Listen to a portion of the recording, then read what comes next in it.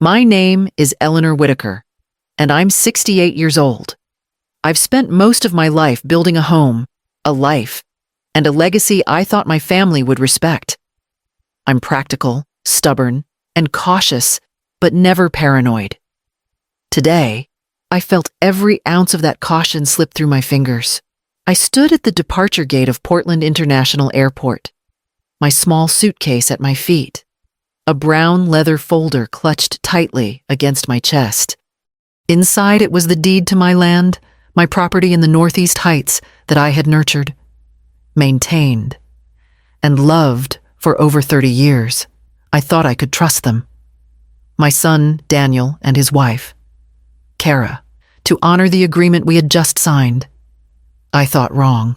Daniel's last words echoed in my ears, cheerful and rehearsed. Thanks for trusting us. Mom, we'll handle everything while you settle in. Kara smiled, her hand brushing against his arm, the same arm that had laughed earlier as they joked about handling the old lady's affairs. They had promised to help me with the paperwork, to oversee the transfer responsibly. That was the story they told me. I blinked and turned, half expecting them to follow me to the shuttle bus. No car, no wave. The tarmac beyond the glass was empty except for the occasional luggage cart rolling by.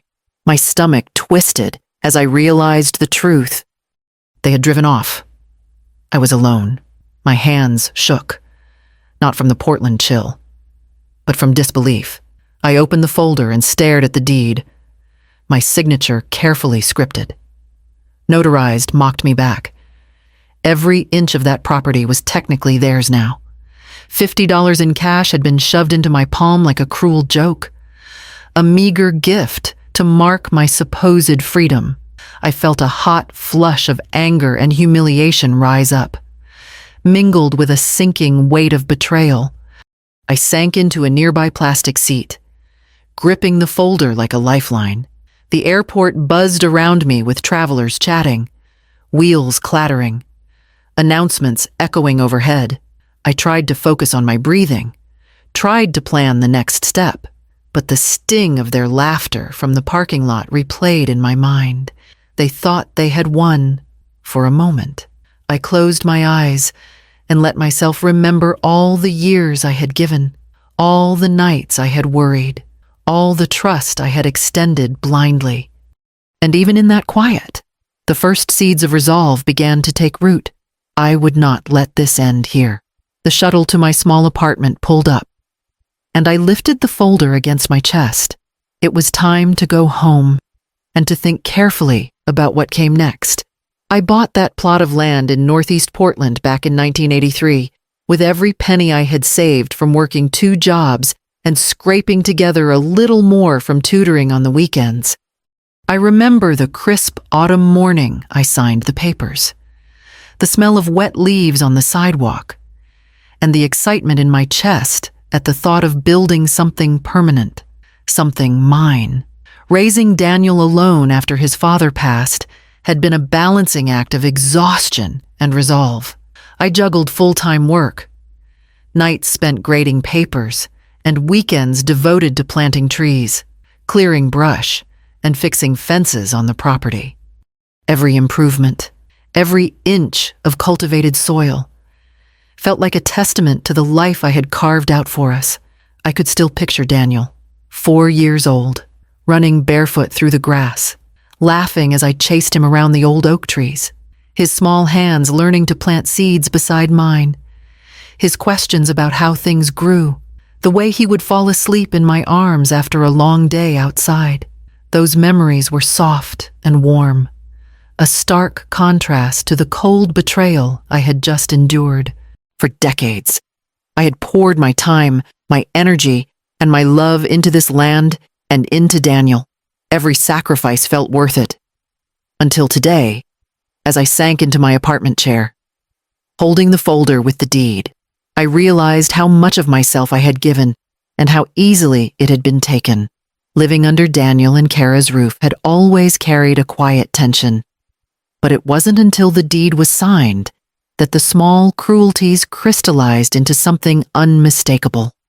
Daniel had a way of delivering a critique with a chuckle that made it sting more than an outright insult. "Mom, are you sure that's how you want to pay the property taxes? Maybe we should double-check, don't want you to mess it up again," he would say, as if I were incapable of managing my own affairs. Kara, ever the camera woman, would film these mistakes with her phone, pretending it was for documentation or insurance. I could feel the subtle glare of judgment in every glance she threw my way, the smirk hidden behind the lens. The moments were small, almost imperceptible, but cumulative. They piled on top of each other, leaving me constantly second-guessing myself, shrinking in my own home. Then came the money. A missing check here, an unexplained charge there, bills that were late even though I had scheduled them. I had always trusted them to help while I grieved, to guide the household during my fragile moments, but the trust was eroding.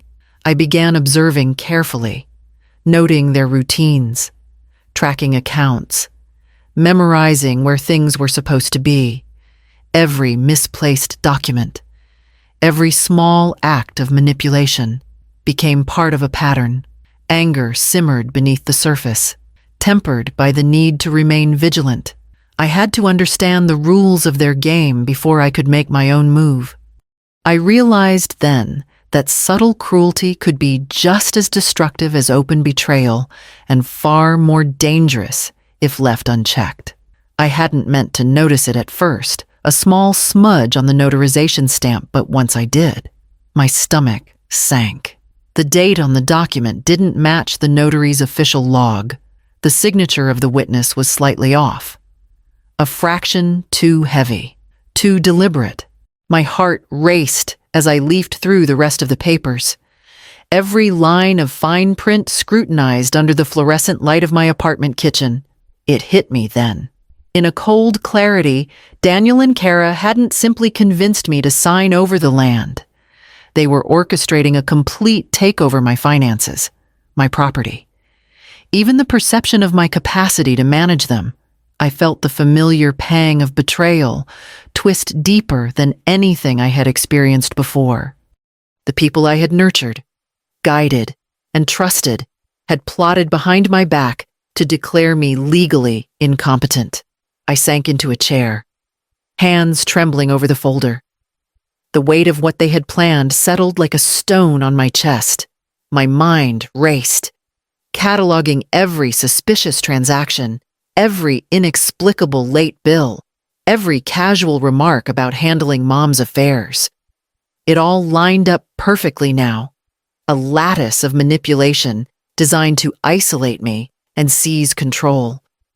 But I was not powerless. I had spent decades managing every detail of my life, and those years of vigilance had not been wasted. Slowly, deliberately, I began to map out what I knew, what evidence I had collected, and the steps I could take. Photographs of checks, copies of bills, digital records of conversations, they were all pieces of a puzzle. Daniel and Kara thought I would never assemble. I exhaled, letting my fingers trace the edges of the deed I had signed. They believed it was the final move, the culmination of their scheme, but I had 3 decades of experience in managing property, negotiating contracts, and handling bureaucracies. I understood the law better than they could ever assume. Quietly, I began planning. Every step had to be precise, every move deliberate. If I miscalculated, their control would be absolute. If I succeeded, the truth and my freedom would be restored. For the first time since that morning at the airport, I felt the faint spark of resolve flicker to life. I started keeping a small journal, a leather-bound notebook I had carried since college, scribbling every interaction with Daniel and Kara that felt off, the way Daniel lingered over bills, pretending to check numbers, the way Kara smirked while filming minor mistakes.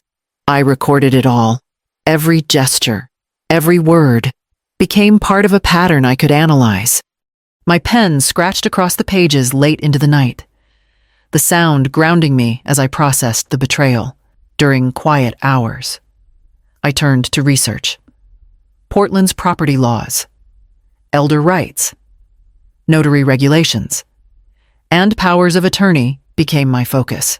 I cross-referenced notary requirements with the deed they had forged, noting every inconsistency, every procedural misstep.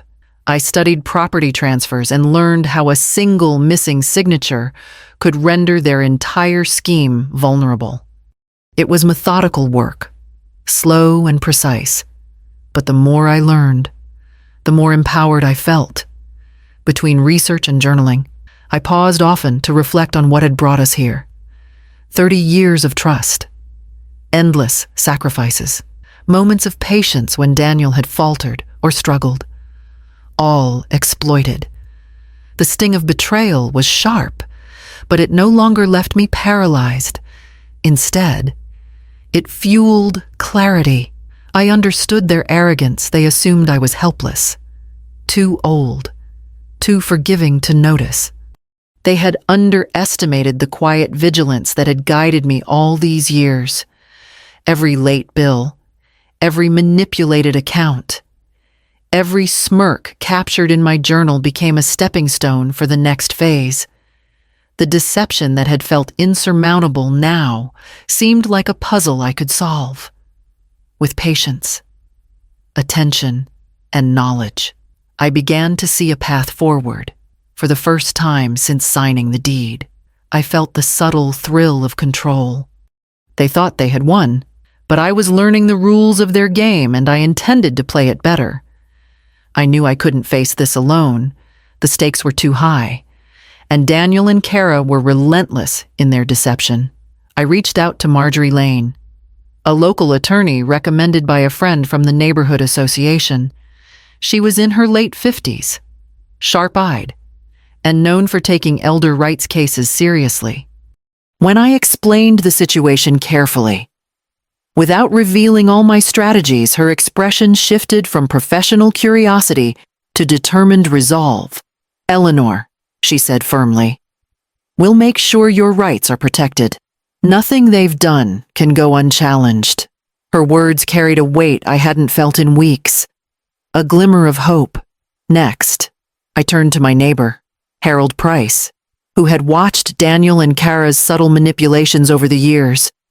He was a retired accountant, meticulous and observant, and he had grown fond of me since I moved in next door 15 years ago. With his help, we began collecting bank statements, receipts, and financial records, cross-referencing each entry for discrepancies, every misplaced check, every extra charge. Every bill paid twice became evidence of their intent. At the same time, I set up my small digital recorder to capture conversations in the apartment, documenting every offhand remark, every dismissive comment, every smirk of superiority, each recording, each photograph of mismanaged documents. Felt like armor forming around me. We also planned timing for the exposure. Public attention had to be precise, witnesses needed to see, and the evidence had to be irrefutable. Marjorie advised me on legal avenues, showing me how to leverage the documentation without alerting Daniel and Kara too soon. For the first time in weeks, I felt a steady pulse of anticipation instead of fear. I wasn't powerless. With Marjorie's guidance, Harold's observations, and my meticulous records, I had allies and the tools to finally turn the tide. The annual neighborhood community fair in Portland's historic Pearl District had always been a lively event, music spilling from food stands, children chasing each other across the open plaza, neighbors gathering to admire local crafts. Eleanor watched from her apartment window across the street, coffee in hand, noting the ebb and flow of the crowd as vendors set up booths and colorful banners swayed in the morning breeze. This would be the perfect place to make them see the truth. I spent hours walking the fairgrounds before the event officially began, observing entrances, exits, and sightlines. I needed witnesses, people who had seen Daniel and Kara's subtle cruelties over the years, to be present when the evidence came to light. I marked potential areas where I could step onto a raised platform, ensuring visibility without attracting suspicion. Every detail mattered: the placement of tables, the timing of announcements, even the angle of sunlight in the late afternoon. At home, I spread out my records, photographs of mismanaged bills, copies of forged documents, and my digital recordings, and rehearsed the sequence in my mind. I envisioned how the crowd would react when they heard Daniel laughing about a missing check, Kara mocking my questions, or the recording revealing the meticulous plan to declare me incompetent. I imagined faces shifting from curiosity to shock, murmurs growing into gasps. I also planned contingencies. If Daniel and Kara tried to intercept the evidence, I would have my attorney nearby, and Harold would be stationed discreetly to ensure no document went missing. Everything had to be seamless. The reveal could not falter. Sitting back at my apartment, I took a slow breath and let my eyes linger on the bustling streets below. The fair would be the stage. The audience was ready. And I, finally, was ready to step into the light, not as a victim, but as the person who had quietly been 3 steps ahead the entire time. The afternoon sun spilled across the fairgrounds, glinting off colorful tents and banners. Eleanor walked slowly to the small raised platform at the center of the plaza, her leather folder clutched tightly against her chest. The crowd had gathered, chatting and laughing, oblivious to the storm that was about to break.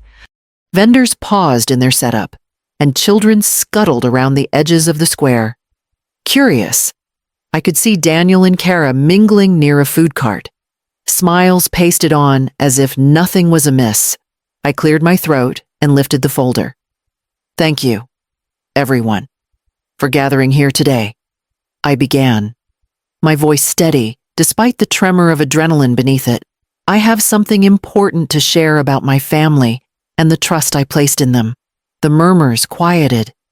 A few heads tilted in surprise. From the folder, I pulled out photographs of mismanaged bills, copies of the forged deed, and my digital recorder. I explained, calmly, how Daniel and Kara had manipulated my finances, attempted to declare me incompetent, and forged documents to seize my property. I played the recordings: Daniel laughing about a missing check, Kara mocking my questions, their conversations about taking control while pretending to care for me. The sound of their voices, once familiar and trusted, now broadcast to the crowd, carried a weight that made faces pale. Gasps rippled through the audience. A few neighbors leaned closer, murmuring in disbelief. Children stopped running, captivated by the intensity. Daniel's smile faltered. Kara's composure crumbled, and they shifted uncomfortably under the scrutiny of neighbors who had seen small, inexplicable moments over the years: the misplaced bills, the sly comments, the dismissive gestures. They had finally connected the dots. I laid the documents on a table nearby, each piece a concrete proof of what I had endured in silence. The crowd leaned in to examine them, whispers growing into astonished conversations. Some shook their heads, murmuring about how long I had been patient, how calculated my approach had been. Daniel opened his mouth, but no words came. Kara's phone slipped from her hand, abandoned mid-recording. They had been caught, not by chance, but by careful planning, observation, and documentation. Their facade, built over months of manipulation, unraveled before the entire community.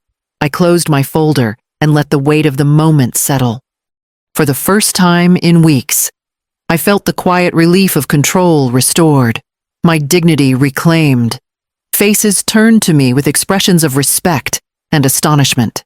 And for the first time that day, I did not feel small, dismissed, or powerless. I had taken back the narrative, and it was finally being witnessed exactly as it happened.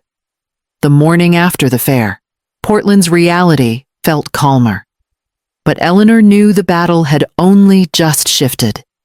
Daniel and Kara had been stunned publicly, but the legal machinery now needed to move. I sat at my kitchen table, Marjorie Lane across from me, reviewing the restraining order that would officially prevent them from entering my property or accessing my finances. The words felt like armor. By mid-morning, the bank froze the joint accounts they had been exploiting.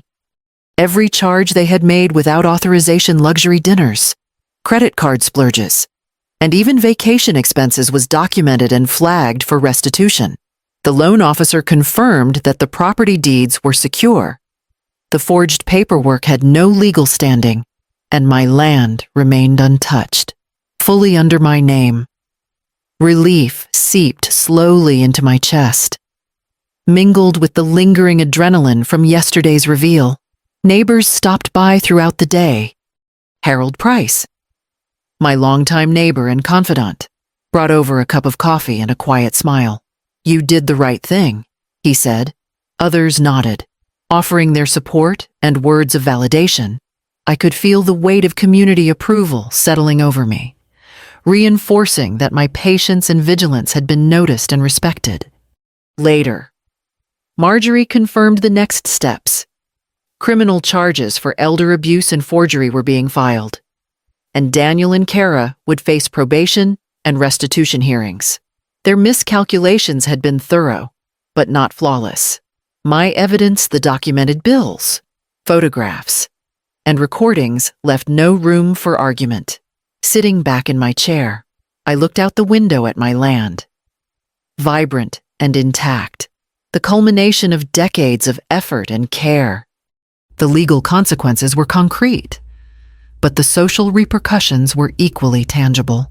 The neighbors who had once whispered suspicions now offered recognition and respect, affirming that the truth could not remain hidden.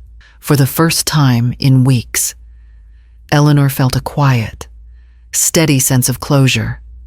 The land, the accounts, and her dignity were protected. Daniel and Kara's greed had led to their own undoing, and the support around her made the victory feel complete. She understood now that patience, meticulous planning, and credible allies could turn even the deepest betrayal into a tangible resolution.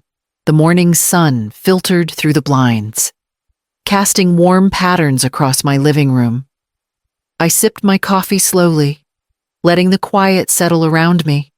The chaos of betrayal, the adrenaline of confrontation, and the tension of legal battles were behind me. I had reclaimed my land, my finances, and, most importantly, my sense of self. I spent the next days reconnecting with neighbors and friends who had supported me quietly all along. Harold stopped by with freshly baked bread, smiling knowingly at my quiet triumph. Marjorie checked in, assuring me that the final paperwork was complete and that I had the law firmly on my side. Their presence reminded me that resilience did not exist in isolation. Community and trust were anchors I could lean on.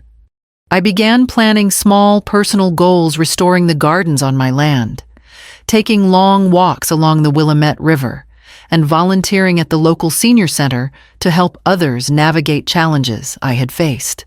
I thought of ways to leave a legacy, not just in property or money, but in lessons of vigilance, courage, and self-respect.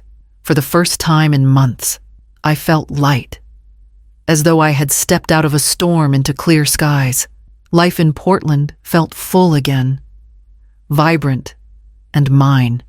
I had survived betrayal, reclaimed my independence, and discovered that renewal was not just possible, it was waiting for me.